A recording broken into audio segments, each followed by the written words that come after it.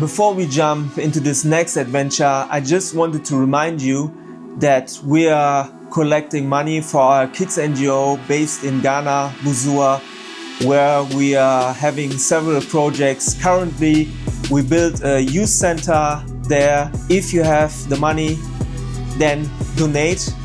Everything is in the description of the video. You can find everything on our website, runningbeartravels.com. And if you don't want to donate, you can also buy a shirt that I'm wearing right now. And by buying this shirt, you also support the whole project.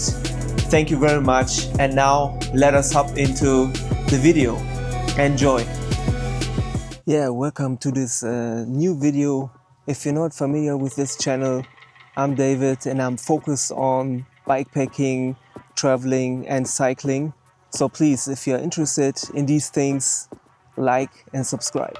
So what I'm going to do today is I give you 4 simple tips on how to choose your equipment and what to pack. Number 1, focus on hydration and food.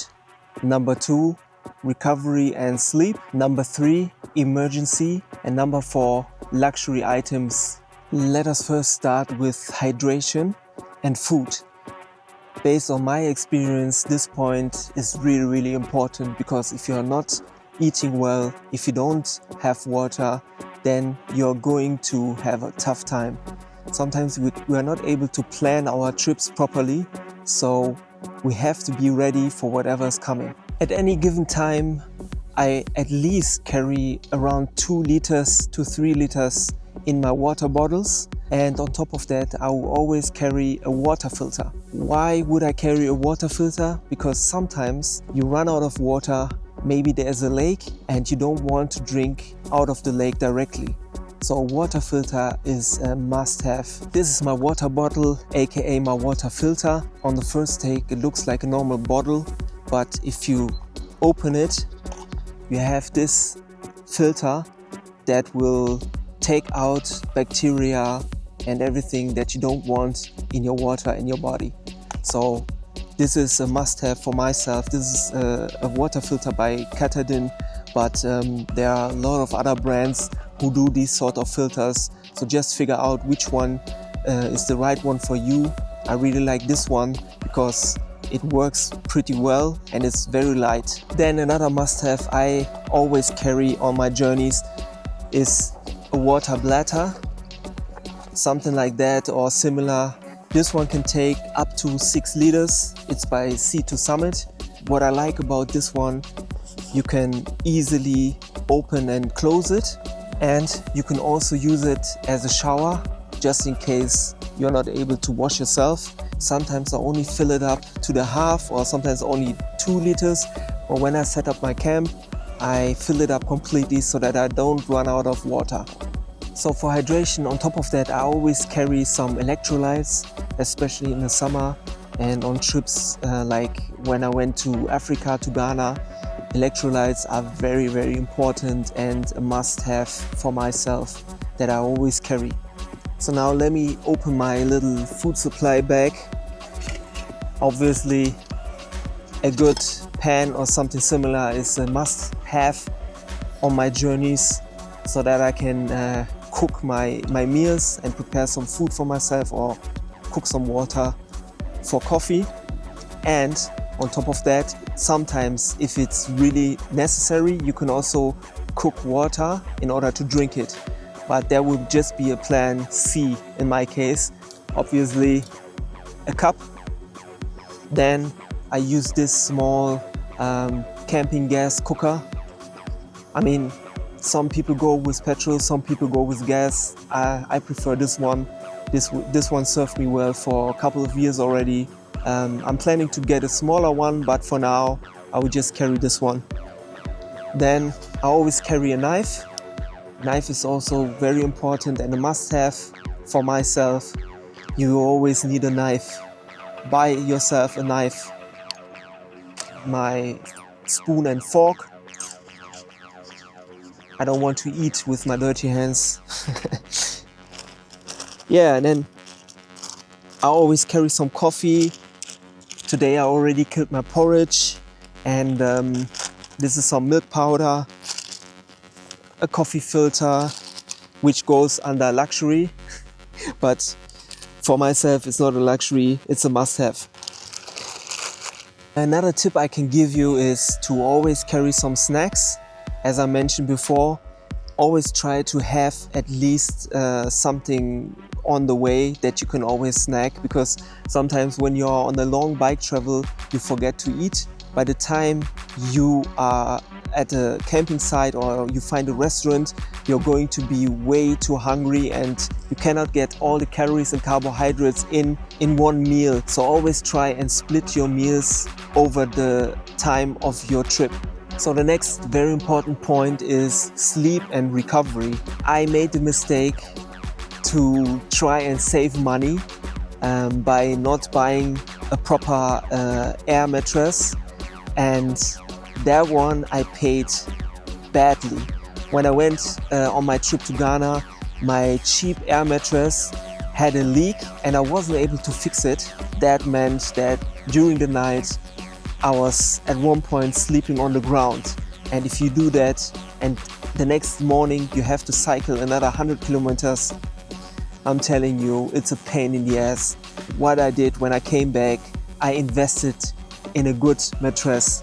So in the video that I pre-recorded yesterday, when I was setting up my my air mattress, you see this nice Sea to Summit air mattress. The good thing about this air mattress is that it has a special protection cover inside that will insulate, and then also it protects for some stuff that can go into your mattress, and it's very easy to get air inside. Just 5 or 6 blows and the air mattress is fully pumped up. Another good thing about the air mattress, it comes with some small stickers where you can stick your pillow to the air mattress. So when you sleep, the pillow won't move sideways. You will always have a comfortable sleep. I also went for a Sea to Summit pillow. Same thing as the air mattress, dope quality, and I slept very well last night. When we come to recovery and sleep, you have to figure out if you want to sleep in a tent or a bivvy or whatever type of situation you're comfortable with. I mostly go with a tent. Right now I have a one-person tent, which is a mixture between a small tent and a bivvy. But I have to say that I'm going to switch my tent.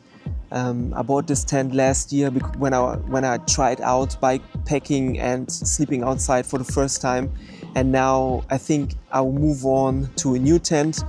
If you are starting with bikepacking and camping outside, I can recommend this tent. Again, I will put the name of the tent in the description and in the video. It's a nice one-person tent. Don't be fooled, it's not for 2 persons. Trust me, it's just for 1 person, and it's very easy to set up. It's water resistant, waterproof.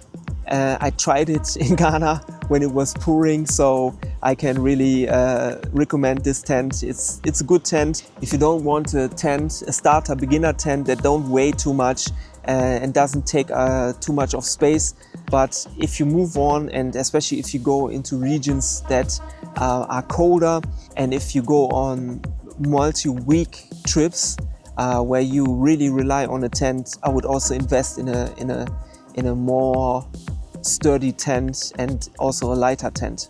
So the last point that I didn't mention, and I don't even think I recorded it, is the sleeping bag. Mine is quite cheap. I got it somewhere from Amazon. Mostly I sleep in regions that are not that cold, and for now I'll keep that sleeping bag, but it takes up a little bit of space, so I guess at one point after I upgrade my tent, I will upgrade my sleeping bag as well. Well, you can spend so much money. I had to set priorities and yeah, the sleeping bag is something I didn't invest in properly for now. Then we move on to the next point, which is emergency. So emergency, I also count some mechanical problems with your bike. Therefore, I always carry my tools, which I will go into in a second. Emergencies for me are also some sort of injuries that you can easily get during your bike trips. I go over my emergency bag. I always carry some first aid kit. You can get some cheap ones on Amazon, but I wouldn't recommend to buy a cheap one. Maybe even collect the stuff you need into your own kit like I did. For example, I have some cold tablets for stomach issues. Whatever you do, you should always carry something in case you have some issues with your stomach, because these situations can really dehydrate your body, and in my experience, something for your stomach like cold tablets, which are pretty cheap, can save your journey.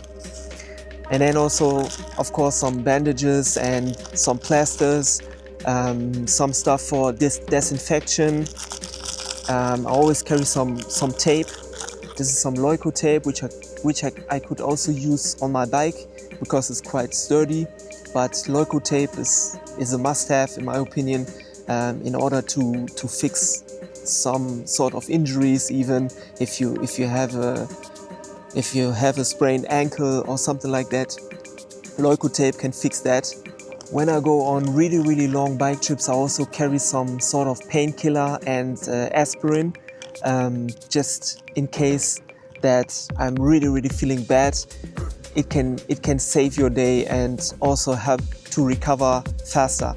Another thing I always carry is some quality soap for my clothes and also my body. Some people would say, oh, this is not emergency. It is, because if you're very dirty, the chance of getting infections and getting some dirt into your maybe small injuries is very high.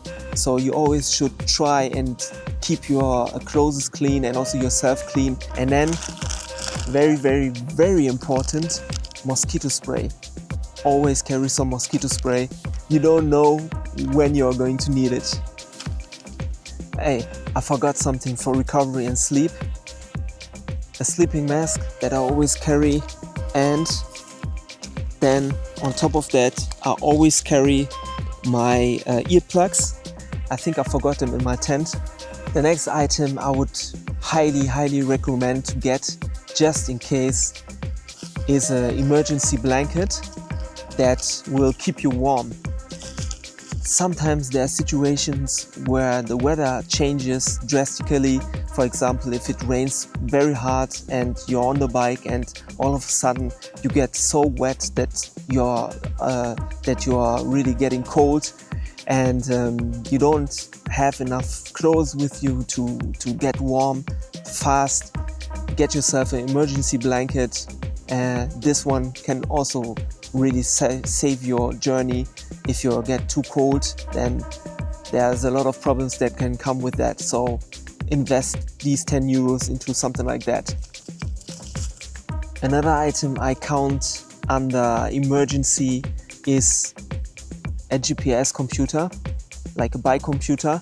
This computer is the Garmin Edge 530.